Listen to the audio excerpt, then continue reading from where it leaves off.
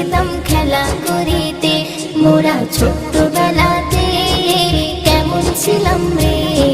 পড়াশোনার ফাঁকে যেতাম খেলা করিতে, পড়াশোনার ফাঁকে যেতাম খেলা করিতে।